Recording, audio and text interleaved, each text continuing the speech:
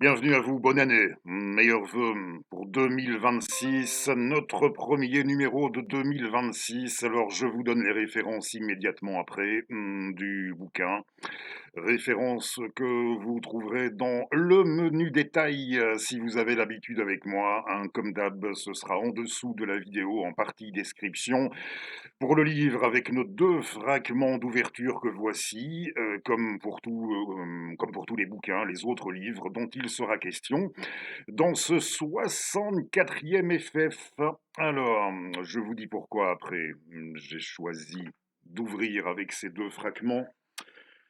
Peut-être, peut-être nous reste-t-il à poétiser notre vie pour lui donner une valeur qu'elle ne reçoit plus de l'œuvre.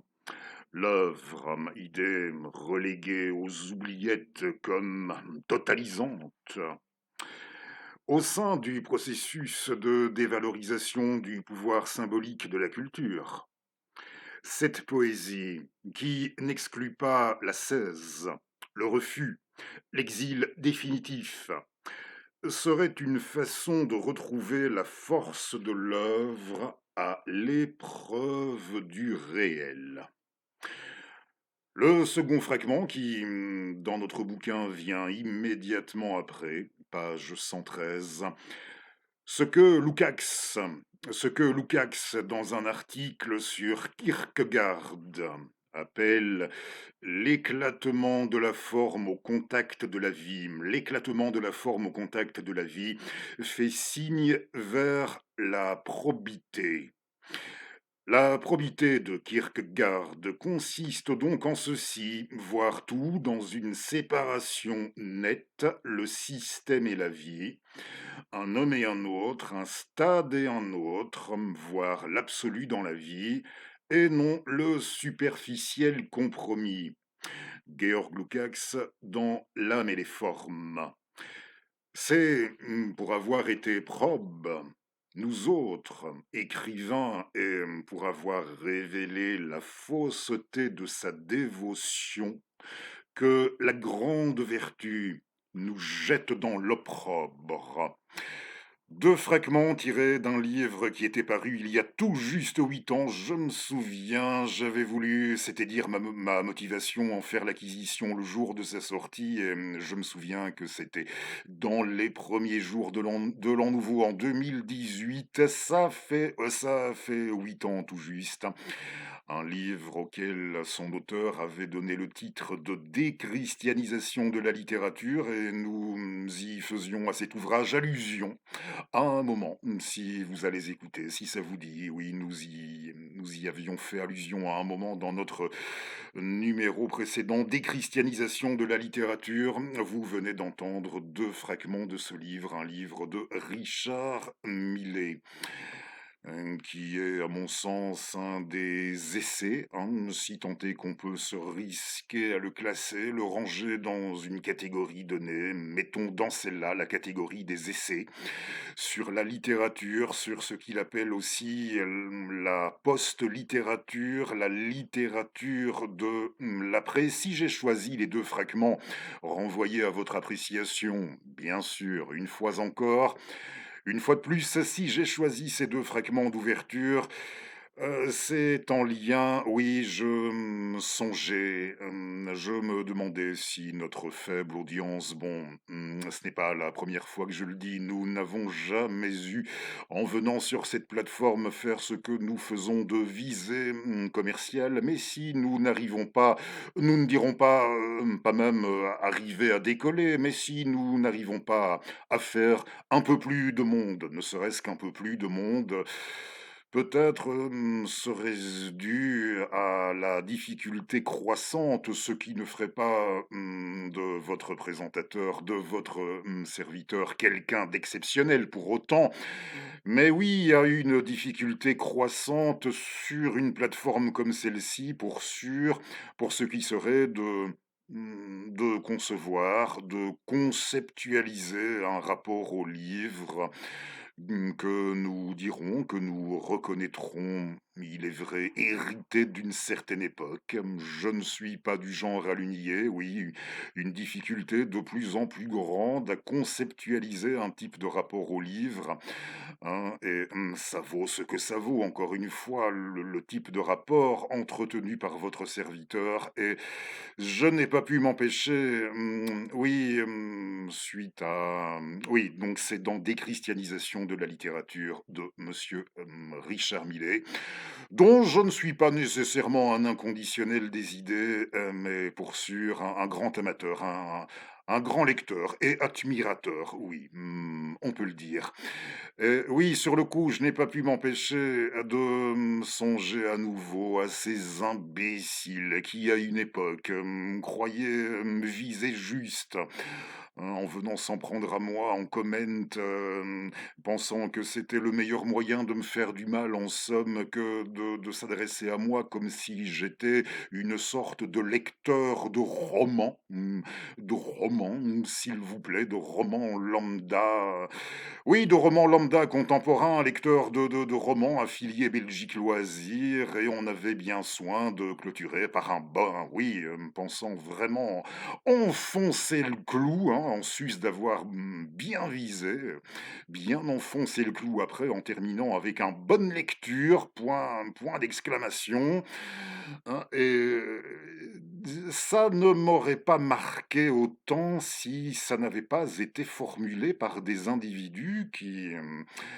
oui, dans ces mêmes comments, dans leurs interventions, ne se revendiquaient pas, n'affichaient pas d'ambition, oui, je vous jure, à ce point démesuré sur le plan culturel pour ce qui était de la société vouloir la refaire, justement, et je saisirais, parfaitement, que vous fassiez de moi, et ce serait légitime, hein, à partir du moment où c'est légitime, en regard de vos visées, de vos idées, de vos objectifs, vos idéaux, je ne sais, hein. Ça pourrait être tout à fait légitime que vous fassiez de moi un objet de votre répulsion, un objet de répulsion, hein, mais à partir du moment où on se revendique carrément, intelligent à ce point, il me semble, qu'on oui, normalement, on arrive à saisir, à comprendre un petit Frédéric Cordier dans ses rapports avec les livres pour ce qu'il est, et non, même pas, c'était, je vous l'ai dit, à côté de la plaque, hein, lecteur de romans, hein, tu lis des romans, hein, c'est, franchement ce qui m'a le moins intéressé, ce que j'ai dû le moins lire dans l'ensemble dans ma vie, des romans, comprenez des romans contemporains, de littérature contemporaine pour sûr, hein, donc voilà, ce serait légitime, sans doute en regard de vos objectifs, de faire de moi l'un de vos objets de répulsion, mais à partir du moment où vous revendiquez à ce point de l'intelligence sans décomplexion, sans la moindre décomplexion, faites l'effort tout de même de me saisir, moi, pour ce que je suis et ce que je fais, hein, qui vaut ce que, voilà, je le redis, ça vaut ce que ça vaut, hein, et dans la foulée, notre abécédaire de lecteurs, oui, avant de vous montrer quelques autres bouquins, hein, et j'aimerais, si ça vous dit, j'ai sélectionné 2 autres textes dans des registres bien différents. Dans notre abécédaire de lecteurs, ça faisait un moment, à la lettre R. Pourquoi pas, oui, R comme rupture, c'est que pour tout vous avouer, et ce sont des choses qui, là encore, arrivent dans le cours d'une existence. Je ne sais pas si je vais, d'entrée, pour ça, amener l'image de cet alcoolique notoire qui, oui, une personnalité, ça fait un paquet d'années maintenant, que cette personnalité, elle a pris, congé de nous, mais il déclarait volontiers au sujet de son penchant pour la boisson que c'était dû au fait que supporter, dans le cours d'une journée, de faire face à la lucidité, plus d'une heure ou 2, c'était inconcevable, d'où bon, je ne sais pas si on doit, oui, saisir cette image-là, d'entrée, ça reviendrait à considérer la lecture comme une forme, comme une drogue, oui, auquel cas, pour tout vous avouer, vous avez devant vous quelqu'un qui a entrepris, pour ainsi dire, un sevrage, voici bientôt près d'une dizaine d'années, ce qui explique la raison de ma disparition de cette plateforme. Oui, outre la disparition de votre serviteur de cette plateforme, durant toute l'étendue de l'année 2020, hein, où je n'ai pas le souvenir d'avoir lu un seul livre, hein, pas la moindre ligne d'un seul livre dans le courant de l'année 2020, à une époque où ils étaient oui, ils étaient nombreux à se découvrir et à le dire, à l'afficher sur leur réseau, le RS, favori, cette vocation qu'ils venaient de retrouver, de redécouvrir ou simplement de se découvrir pour la chose, pour la lecture, ce qui n'était pas sans votre serviteur le laissait bien. Oui, vous l'aurez deviné, quelque peu interloqué, des fois, mais laissons donc outre le ça expliquerait, ce sevrage. Oui, oui, j'y viens dans quelques instants. Ça pourrait expliquer et pas la peine de s'appesantir sur les causes, sur ce qui aura, le plus résulté d'une manière de sentir, allez, la, pesanteur d'une époque, la pesanteur je disais tout à l'heure que ma façon de lire était mon rapport avec les livres avait été, tout de même hérité d'une époque. Je ne le nie pas et qu'est-ce qui aura été le plus déterminant dans ce qui était devenu une pesanteur des temps, de l'époque, hein? Je ne vais pas parler de pesanteur du monde, ce serait carrément me comparer à Frédéric II, hein, de Hohenstaufen, souverain fameux du Moyen Âge, qui se disait à partir d'une époque un peu, vaincue par la pesanteur du monde. Et non, je n'irai pas, jusque-là, mais les causes, on va, ce qui m'a amené à ce sevrage, à partir de oui, aux environs vers 2016, comme ça, les causes, on les laisse, sur le côté. Mais oui, ça explique ma disparition de allez, on va dire de l'antenne.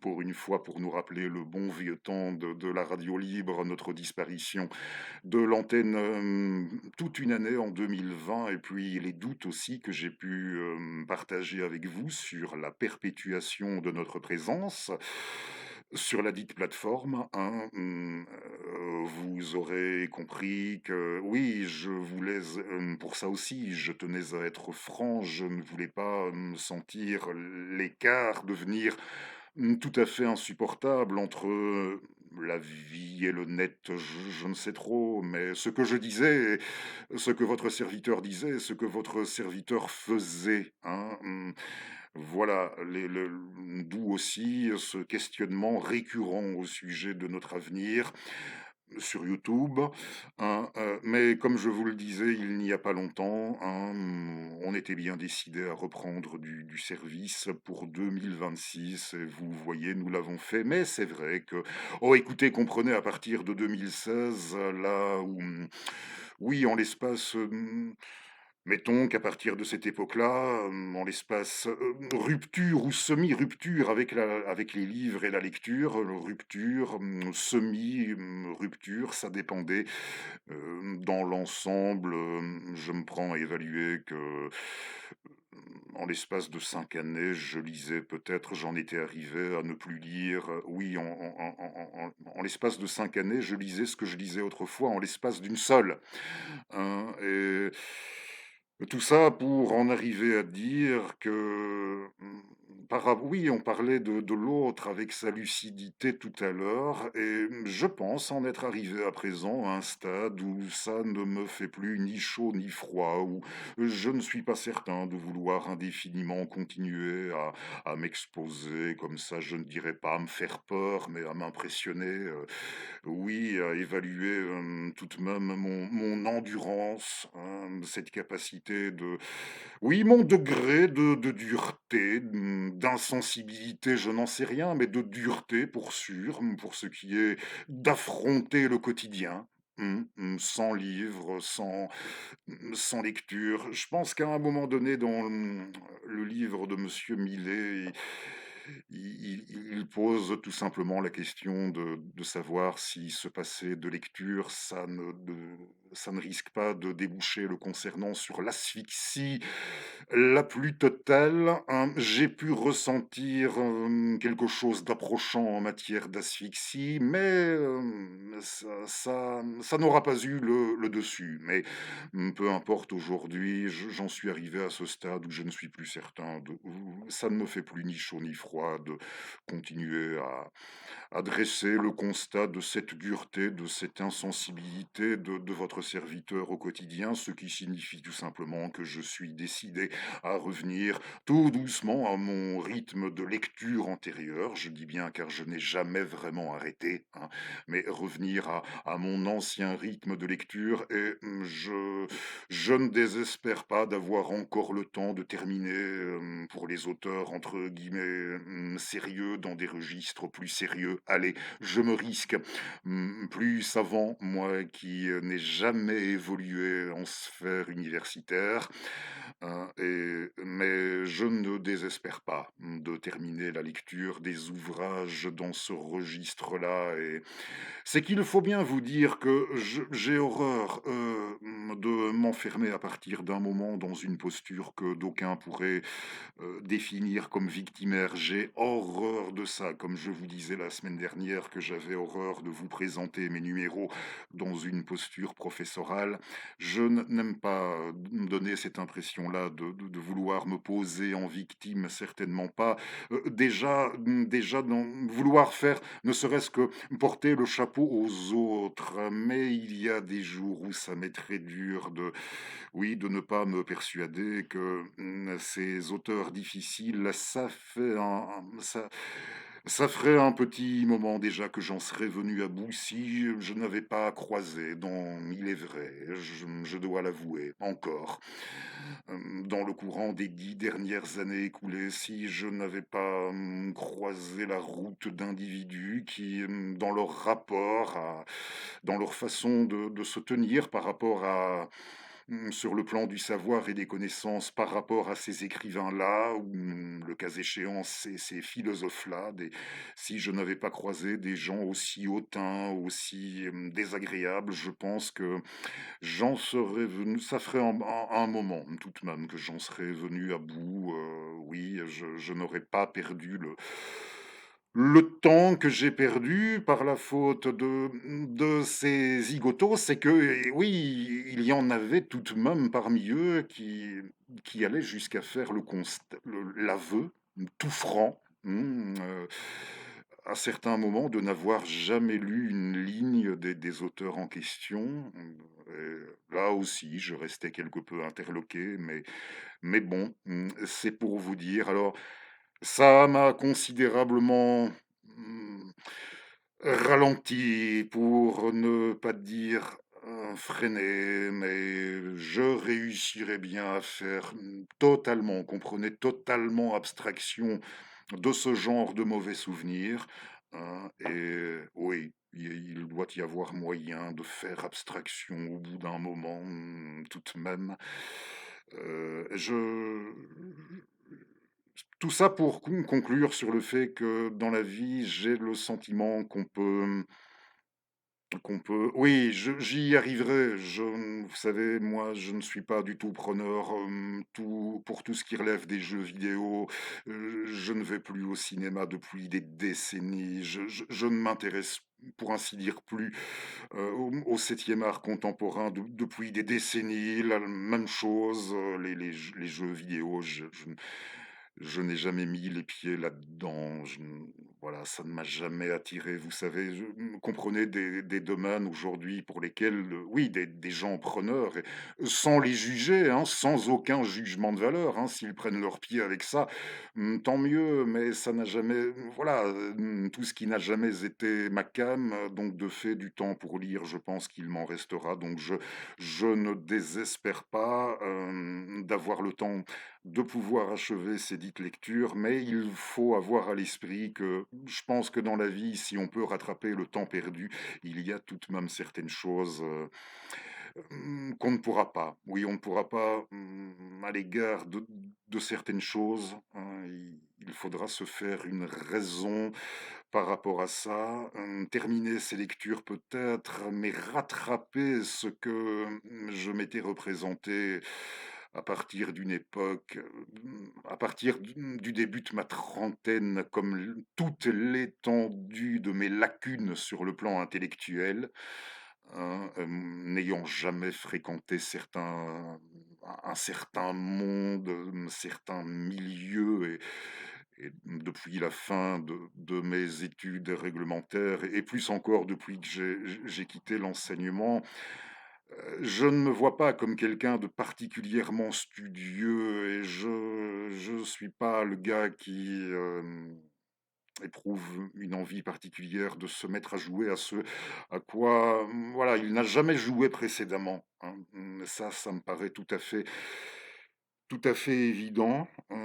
Rattraper certaines lacunes, non. Avec certains troubles, je vous en ai déjà parlé, certains de mes troubles de concentration, hein, et aussi de certains machins antidouleurs qu'on appelle des antidouleurs qui me sont prescrits depuis un paquet d'années là aussi, et j'ai des fois les meilleures raisons de penser que, ces antidouleurs, s'ils ont pu, les douleurs, les combattre et même des fois les abattre, pour ce qui est des effets sur le cerveau, ça n'a pas dû toujours être du joli joli et je préfère vous faire part de tout ça carrément.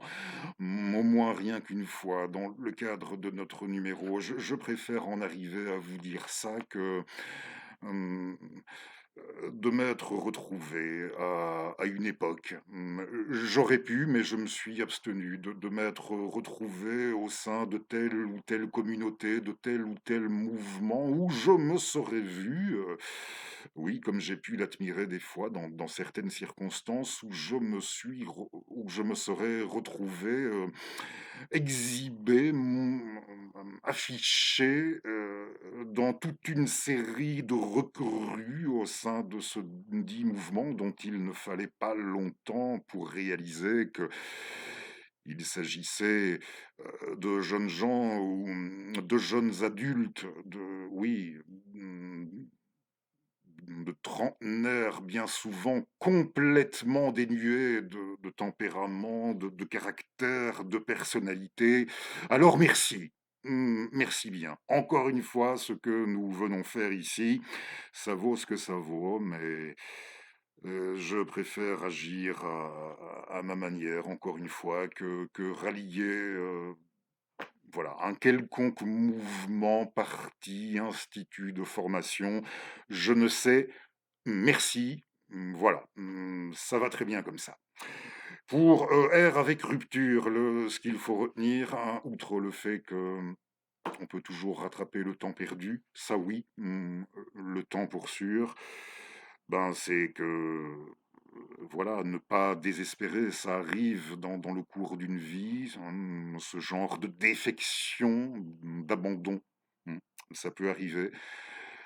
Ne pas désespérer, hein, puisque j'ai pour ainsi dire déjà retrouvé oui, ça ne va plus traîner, hein. C'est en très bonne voie, retrouver mon ancien rythme de lecture et puis je ne sais pas si le devenir, hein, on parlait des autres avec leurs ambitions pour le devenir de nos sociétés tout à l'heure, je ne sais pas si il y a grand-chose qui en est tributaire pour ça sur le plan du devenir de la société, du devenir du monde, que je retrouve ou non mon ancien rythme de lecture. J'en sais trop rien, hein.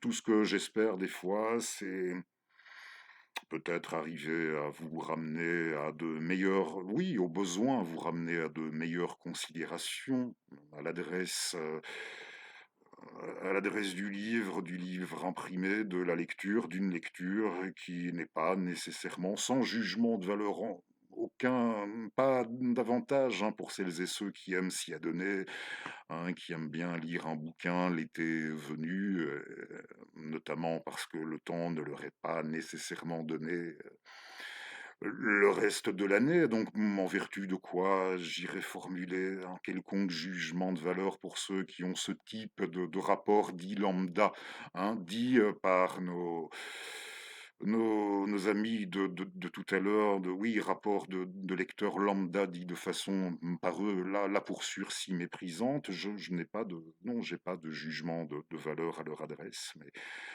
voilà, essayer de montrer qu'on peut avoir on peut développer, oui, la vie peut vous amener à développer des rapports un peu plus particuliers avec les livres. Je parlais d'une autrice ou d'un auteur, comme vous voulez, il n'y a pas longtemps, Chloé Delhomme me disait que, voilà, elle écrit la plupart du temps, elle écrit ce qu'on peut voir comme des romans, hein, oui, mais ce qui l'intéresse avant tout, c'est de s'adresser non pas à des gens, dits là non plus sans mépris, qui sont à la recherche d'une bonne histoire qui tient en haleine, mais tout simplement à des gens que la vie a conduit à entretenir et développer ces rapports un peu plus particuliers avec les bouquins. Allez, on y reviendra et je vais vous lire une petite histoire.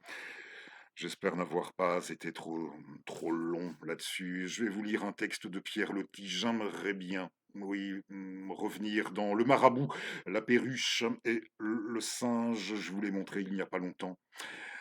Ce recueil de textes animaliers, on va dire ça, de Loti et Le Marabout, la perruche et le singe, sous-titré, qui était sous-titré Un tour du monde animalier.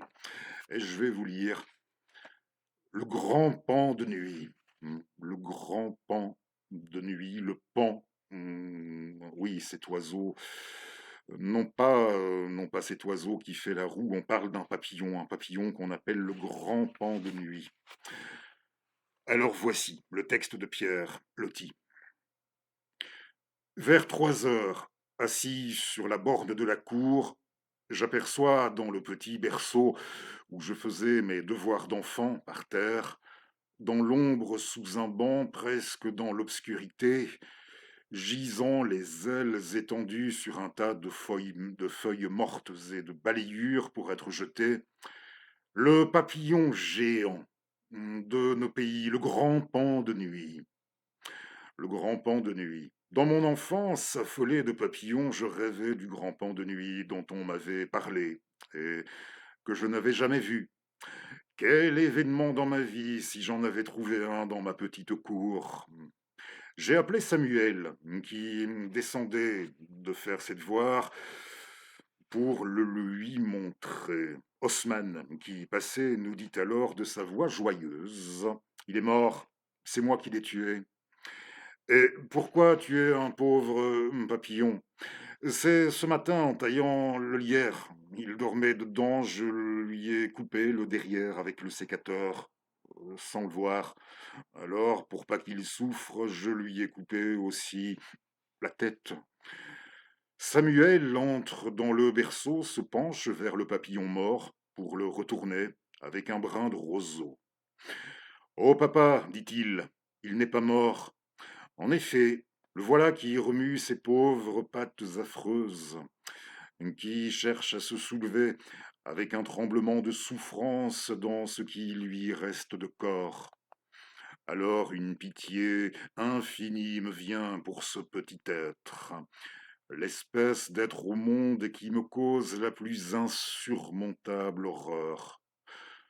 Inoffensif et innocent, s'il en fut, ayant végété de longs mois dans la vie de larves et de chrysalides, pour obtenir enfin ces belles ailes soyeuses qui devaient lui donner des ivresses de vitesse et de tournoiement dans les beaux soirs d'été, à peine éveillé à la vie après son sommeil de cocon, le voilà affreusement tranché, puis aussitôt on lui enlève la tête et les yeux, et il reste là plus de 5 heures à agoniser dans un coin parmi des balayures, sans secours possible, sans qu'aucun autre être ait pitié, tronçon, qui remue encore ses pauvres pattes douloureuses.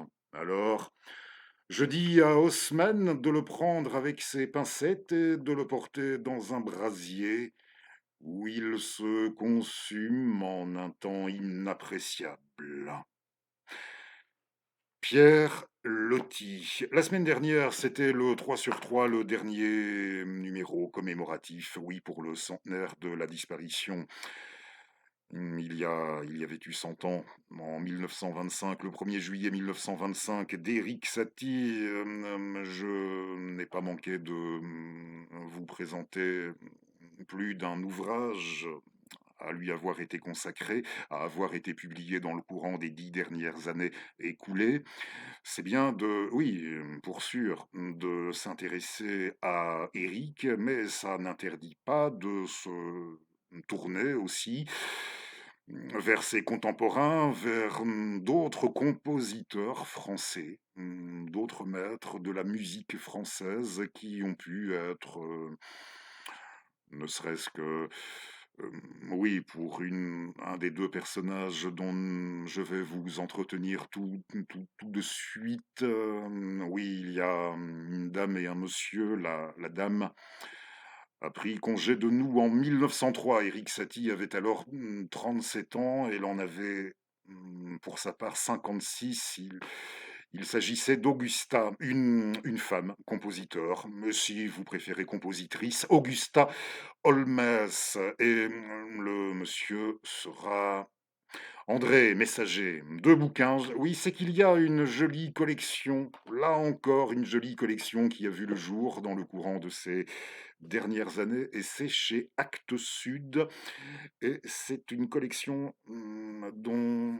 auquel on a donné le nom de Palazzetto Bruzane. Pardonnez-moi, peut-être, j'ai toujours un peu de mal de retenir. Palazzetto Bruzane, c'est chez l'éditeur Actes Sud, dans des formats qui sont, oui, dans des formats et à des prix tout de même assez démocratiques, il faut bien le dire. C'est intéressant, hein. Chez Maestro, d'une certaine manière, dans la collection Classica, chez le même éditeur, les bouquins sont un peu plus grands, mais on est dans un rapport qualité-prix qui est tout de même très attirant, et il a fallu un certain temps pour que des éditeurs se résoluent à... Oui, le mec qui montre qu'il maîtrise bien le subjonctif, l'imparfait du subjonctif. Il fallut du temps pour qu'il se résolût à nous les proposer, ces livres, à des formats plus avantageux pour en savoir plus sur la musique et les compositeurs. Alors ici, je l'ai déjà dit, sur Augusta Holmes, on va commencer avec la dame.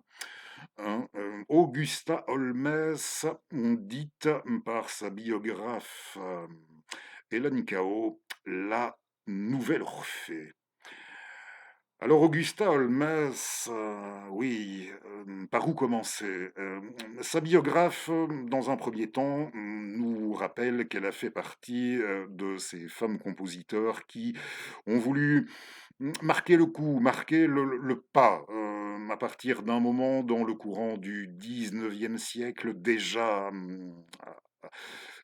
ce qui était encore, oui, déjà à cette époque-là, ce qui était encore l'âge romantique ou l'après, hein, à peine l'après-période romantique, pour que les femmes, de manière à ce que les femmes puissent, encore un imparfait du, oui, de manière à ce que les femmes puissent s'imposer dans d'autres registres que des registres qui leur étaient préconisés, qui n'étaient pas censés dépasser ce qu'on appelait notamment la musique d'agrément. Vous voyez, la musique de salon. Et si on devait citer une dame qui a été parmi les premières à ne pas, pour sûr, manquer d'ambition pour ça, vouloir se lancer aussi bien dans des formes comme le poème symphonique, l'opéra, les sonates, ce fut Augusta Holmes, hein. Oui, cette femme ne manquait pas d'ambition, Ça, c'est sûr, on pouvait même, par certains aspects, parler chez elle de certains côtés mégalos, mais comment, quelque part, comment se dispenser de ça en vivant dans une époque en France caractérisée par l'enthousiasme qui caractérisait alors la découverte de Wagner. Et c'est sans doute un deuxième aspect qu'il faut épingler chez Augusta, c'est que ça n'avait rien d'une pause chez elle.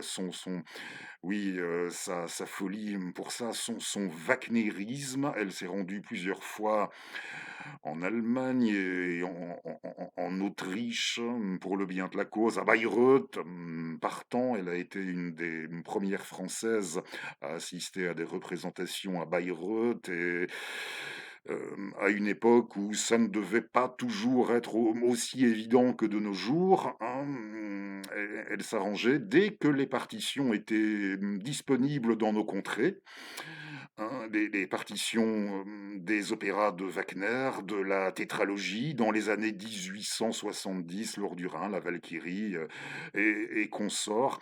Dès que c'était disponible, elle s'arrangeait pour les avoir et oui, pour s'y mettre, c'était oui, pas de la pause, hein. Et je pense qu'on aura saisi et peut-être Heu, aurez-vous capté, deviné, le cas échéant, deviné qu'Augusta Holmès, somme toute, hein, sans vouloir faire du féminisme facile, gratuit, c'est pas le but, mais c'est pas interdit de la voir comme ça, hein, les oui, du fait que c'était une dame toute même en son temps, on n'aura peut-être pas toujours, on se contentera de dire ça, hein, parmi les personnalités françaises qui auront contribué à diffuser Wagner en France, on n'aura peut-être pas mis l'accent sur le rôle là-dedans d'Augusta autant qu'elle l'eût mérité. Alors il y a ça, hein, et puis on se rend compte qu'elle aura été tout de même, oui, là, je ne sais pas s'il faut dire la pauvre, peut-être, mais elle aura été manifestement instrumentalisée aussi à partir d'une époque par les pouvoirs en place, hein, et en juger par une affaire à partir de, oui, comment Édouard de Rumont, du journal La Libre Parole, il avait publié, et oui, il y avait eu une véritable campagne de presse dans son journal à de Rumont, peut-être pas contre Augusta personnellement, mais contre le financement d'une cantate. Oui, parmi ces registres et qui, durant très longtemps, ne furent pas considérés comme pour les femmes, voilà, pour faire court, hein, dans le registre de la composition. Eh bien, le Drummond, lui, il s'était indigné de ce qu'on avait concédé en termes d'argent liquide du contrat concédé à Augusta pour la création en France d'une cantate à un moment. Et c'était peut-être, ça nous, sans chercher à juger Augusta sur sa musique, hein, je ne pense pas qu'elle fût, sincèrement, qu'elle fût la plus grande de son temps, et je pourrais en citer d'autres, rien que dans ses compatriotes qui me semblent avoir toute même été plus fortes, plus brillantes, plus innovatrices dans l'ensemble qu'elle. Mais si vous allez écouter son Andromède, par exemple, elle a fait un Roland Furieux aussi. Oui, c'est pas mal, tout de même, ça se laisse écouter, sans grande difficulté et vous verrez un peu, comment oui, quel usage elle aura fait, dans le meilleur des cas, le meilleur usage qu'elle aura pu faire de ces influences wagnériennes dont nous parlions. Alors je ne cherche pas personnellement à la juger, non plus sur sa musique. Au demeurant, je trouve très agréable, hein, pour les oreilles, franchement agréable. Surtout si vous aimez le registre romantique, hein, si vous êtes, avant toute chose, versé vers le romantisme. Hein, mais c'est à cette époque-là, je vous disais que c'est à cette époque-là qu'on pourrait peut-être situer avec cette instrumentalisation, pour ne pas dire cette récupération d'Augusta. Ce sont peut-être les débuts de la culture officielle, au sein de la République, avec une presse d'opposition et on pourrait dire simplement une presse d'opinion qui devait être, bon, Drummond, je le renvoie aussi à votre, plus entière appréciation. Hein, je ne vais pas revenir sur ces divers, entre guillemets, «titres de gloire», sur ce qui a établi, sa, oui, ses diverses réputations, hein. Il était pas nul, comme journaliste, il savait, pour ce qui était de diriger un journal, ça pour sûr, il savait s'y prendre et ce qu'elle a dû prendre la pauvre Augusta, hein, sous les coups de la plume d'Édouard Drummond, hein, ce duelliste de la plume, ainsi qu'on peut le voir caricaturé sur le livre de Bernanos, La grande peur des bien-pensants, qui, à la base, se veut une apologie.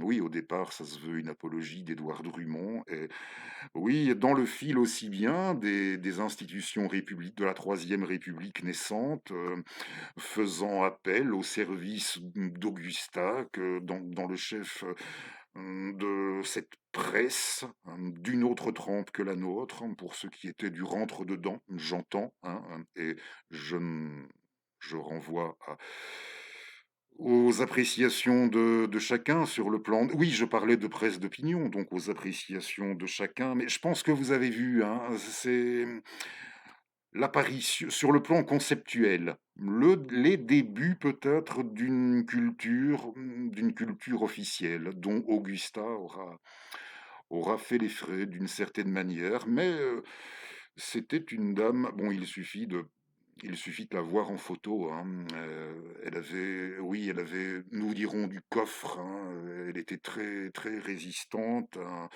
un caractère bien trempé, en lien ou non avec ses origines irlandaises. Elle a composé un poème symphonique Irlande. Voilà, on terminera. Je vous ai pas montré la couverture.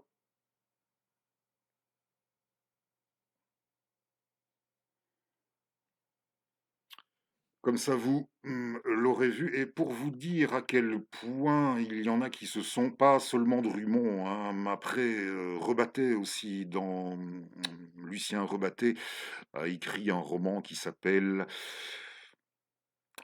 oh là là, j'ai un petit, bon, mais je le mets en dessous de la vidéo. Oui, il a écrit Les 2 étendards, mais Rebatté à qui l'on doit une histoire de la musique, qui était écrivain et musicologue. Les 2 étendards et Les Épimures, oui, il a également écrit Les Épimures, c'est la vie d'un compositeur imaginaire, dont le destin est brisé. Oui, un compositeur, qui, à en croire notre auteur, eût été à même de proposer une esthétique française qui eût été à même de dépasser celle de Stravinsky et de Schoenberg, en leur temps pour imposer, voilà, une troisième voix, si j'ai bien compris, mais ce compositeur aura, voilà, dont on ne peut pas dire qu'il avait franchement réussi à percer de son vivant. Il est tué, voilà, il est tué très rapidement sur les champs de bataille en 14 et son œuvre n'arrivera jamais à passer à la postérité et à la fin du livre, c'est pour vous dire à quel point, bon, elle en a pris, tout de même, hein, à titre posthume encore des coups Augusta, pour bien montrer le sort tragique fait à titre posthume à son héros, à ce compositeur, à son héros à lui.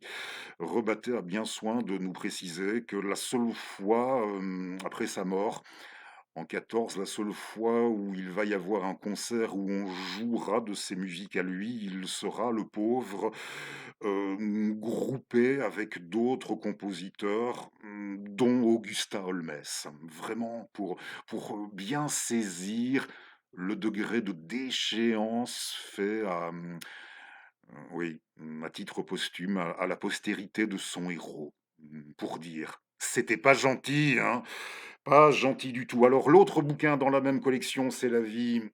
J'étais rudement content de l'avoir, hein. Il n'y avait pas beaucoup de livres ou pour sûr de bouquins, plutôt à bon marché, comme celui-ci a, nous dirons, à prix relativement démocratique sur lui, sur André Messager, compositeur et chef d'orchestre. André Messager, le passeur de siècles, notamment pour avoir été, lui aussi, pour avoir joué un rôle non négligeable dans la diffusion de Richard de Wagner en France, hein. Il a été l'un des premiers chefs d'orchestre à diriger la tétralogie, notamment dans l'Hexagone, André, et c'était la superstar en tant que chef d'orchestre, hein, à l'orchestre de Paris, toute une époque à la tête de l'orchestre de Paris. Et lorsqu'il composait, oui, quand on lit sa vie, on se rend compte que c'était pas vraiment un impératif pour lui de composer pour gagner sa vie. Alors composait vraiment ce qu'il aimait, ce avec quoi il prenait son pied, l'opérette, le registre léger.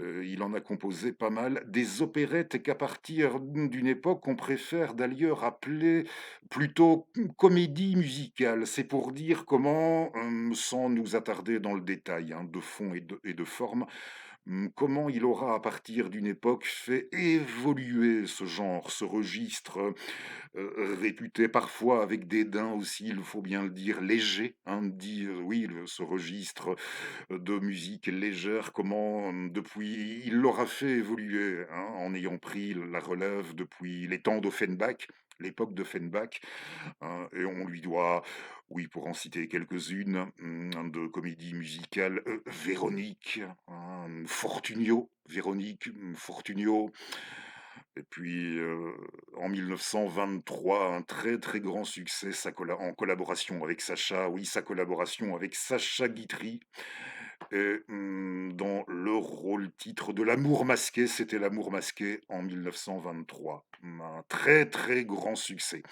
Voilà, Véronique, L'amour masqué, de recommandations. La couverture, si pas encore vue.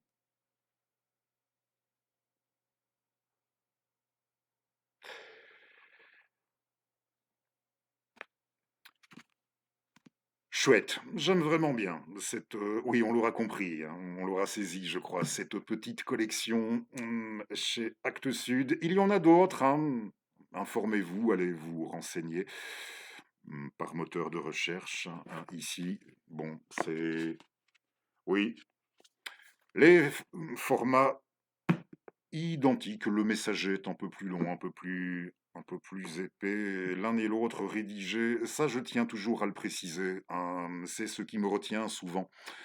Ce qui m'a souvent retenu avec les bouquins sur les compositeurs, ne lisant pas la musique, voilà, je suis, volontiers rétif aux livres, sur les compositeurs, hein. Quand vous faites ça, chez libraire, et que vous voyez qu'il y a des tas de fragments de partitions, vous vous dites, «Pas pour moi, pas la peine», et dans ce genre de livre, très peu, voilà, vraiment très, très peu sur ce plan. Comprenez, c'est si vous n'êtes pas musicien, c'est d'une très grande lisibilité, c'est très accessible, hein. C'est fait à l'adresse d'un grand public, vraiment pour faire découvrir, et nous l'espérons encore, apprécier toute cette musique. Et on revient, un bonus, oui, sacré bonus, dans tous les sens du terme, le Fils des étoiles.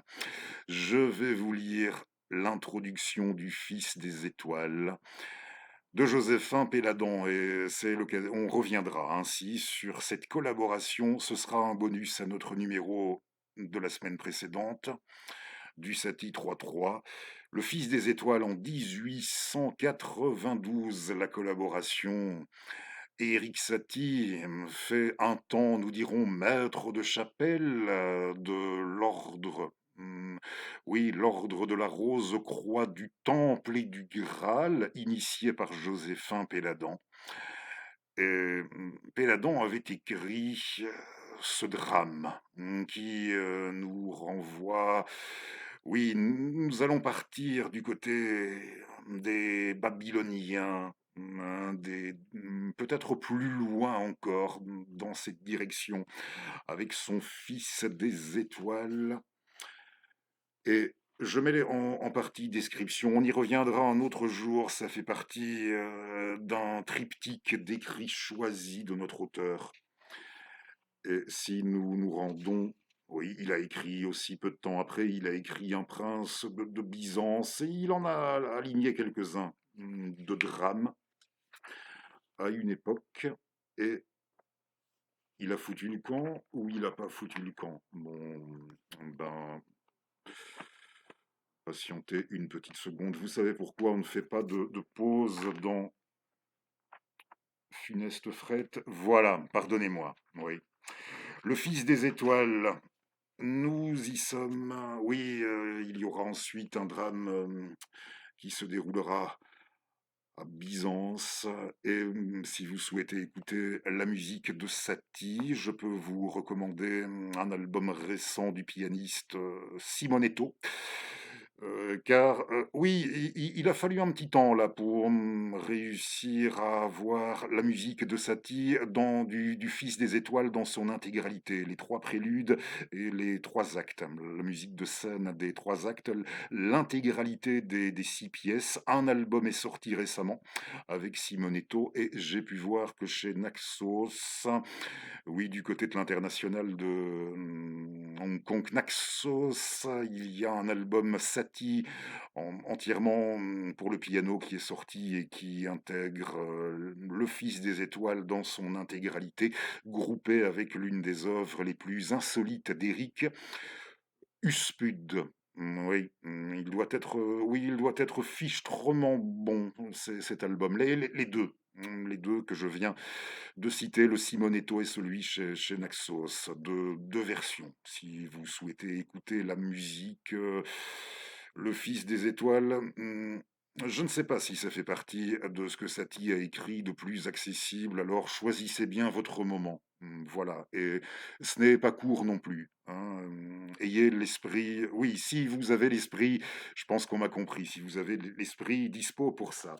Je vous lis le début du Fils des Étoiles. On nous dit que il n'avait pas réussi à faire représenter son œuvre à l'Odéon, hein, ou dans d'autres grandes institutions théâtrales de son temps, mais il l'avait tout de même fait représenter, son Fils des Étoiles, pour les fameuses soirées dites des soirées de la Rose Croix Péladane, et avec un certain succès, toute proportion gardée, hein, oui, dans le temps et dans l'espace, pour l'époque, toute proportion gardée, non sans succès.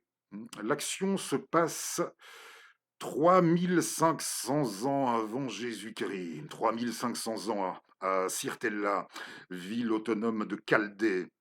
Le premier acte se déroule sur la terrasse devant le palais des Patéchis, les pontifes rois de Sirtella. Si ça vous dit d'écouter la suite et de rester encore quelques minutes avec nous, et je vous remercie d'ores et déjà de m'avoir suivi. Le Fils des Étoiles. L'archimage d'Érec, rencontre le Patéchi Goudéa et lui souhaite grand bonheur pour sa ville. Goudéa reconnaît qu'il serait parfaitement heureux si l'oracle, se rapportant à sa fille, la pure Iselle, ne venait pas justement à échéance lors de l'équinoxe de ce printemps. Un amour fatal la guette. Le roi la juge encore trop jeune, elle n'a que 15 ans. L'archimage confirme que les astres sont les recteurs de notre destinée, mais qu'ils ne laissent pas percer tous leurs secrets. Cependant, l'oracle est plausible. L'oracle est plausible. Ishtar, la déesse de l'amour, préside au ciel en ce moment. Tamuz renaît sous ses baisers, l'amour est maître. On verra cette nuit les étoiles courir en des poursuites enflammées. Quiconque alors, pendant leur lumineuse et brève parabole, prononcera un vœu est sûr d'être exaucé. Le roi craint pour l'avenir de sa fille, mais l'archimage lui fait remarquer que lui tout spécialement ne devrait pas redouter les voies de l'amour, car ce sont elles qui lui ont valu son élévation de simple berger à la royauté. En effet, alors qu'il gardait les troupeaux, Nindir, mage de Babylone, fut surpris par la beauté des dessins que l'enfant faisait sur le sable. Il l'emmena avec lui, l'instruisit, lui révéla les secrets de la règle d'or. Il en fit un maître qui revint à Sirtella portant l'étalon des mesures. De pâtre, il était devenu un génial architecte. Il eut la fortune de plaire à la veuve du Patéchi. Il fut ainsi élevé à la dignité royale et construisit de nombreux édifices, des temples magnifiques qui témoigneront pour les générations à venir de la gloire de Sirtella. Il n'est pas seulement architecte, il est aussi sculpteur. Il a fait de lui une statue en diorite. L'archimage en donne la description suivante. Sur les genoux, le plan des monuments, tes mains croisées en signe de mystère, ta robe au lieu d'énumérer des guerres, porte gravé ton mépris des conquêtes et ton amour de l'art. Bel exemple que les siècles ne suivront pas. C'est l'archimage qui vient de s'exprimer, et Gudea en réplique, quand le berger de l'avenir, découvrant ma statue, demandera que fit en son vivant ce sar. Est-il des chariots utiles, pardonnez-moi, utiles des chariots de guerre, utiles des chariots de guerre, mena-t-il des peuples en esclavage? Le mage répondra pour toute histoire. Il construisit des temples pour ses dieux. L'archimage encore, tu es grand, Gudea. Ta gloire est la vraie gloire. Gudea aurait aimé avoir un fils pour continuer son œuvre d'architecte sacré, mais il n'a eu qu'une fille, la grâce même, et il tremble pour son avenir. L'archimage promet de lui apporter son secours pour qu'Iselle ne fasse pas une mésalliance, qu'elle ne s'entiche pas d'une brute d'Assour, d'un grossier ninivite ou d'un horrible guerrier. Le Patéchi rentre dans le palais et l'archimage s'en va. Laissant choir, laissant choir un papyrus, survient le pâtre Ololil qui ramasse l'écrit, le déroule et lit. Ce qui est en haut est comme ce qui est en bas, et ce qui est en bas est comme ce qui est en haut pour accomplir les miracles de la volonté. La volonté monte de la terre au ciel et de rechef descend en terre, recevant la force des choses supérieures et inférieures. Ainsi, tu auras toute la gloire du monde, car la volonté est la force forte de toute force. Langage du mystère que mes yeux savent lire, mon esprit, malgré son avide désir, ne t'entend pas encore. C'est ce qui est écrit sur le parchemin. Réapparaît l'archimage qui s'est aperçu de la disparition de son document et qui s'en vient à sa recherche. Il apostrophe le berger qui lui tend le papyrus. L'archimage est fort surpris que cet humble pâtre ait su lire le précieux document. Il demande au jeune homme qui l'a instruit et comment il s'appelle. Celui-ci se dit être un enfant recueilli par le vieux pâtre Douzy qui l'a instruit dans la science des astres et dans celle de la lecture. Son nom est Eulolil. Il s'estime fils des étoiles. Le fils des étoiles. L'archimage le traite de présomptueux. Le jeune berger demande pourquoi. Mes yeux, en s'ouvrant à la vie, virent d'abord les célestes étoiles. En plus du précieux enseignement du vieux pâtre d'Ouzy, le Lille a bénéficié des sages conseils d'un mage de Sirtella qui l'éclaira sur beaucoup de points obscurs pour lui. Sur cette même place de Sirtella, il trouva un jour, il trouva un jour une lyre brisée. Merci à vous et on se retrouve pour notre numéro 65 dans une petite semaine. À bientôt.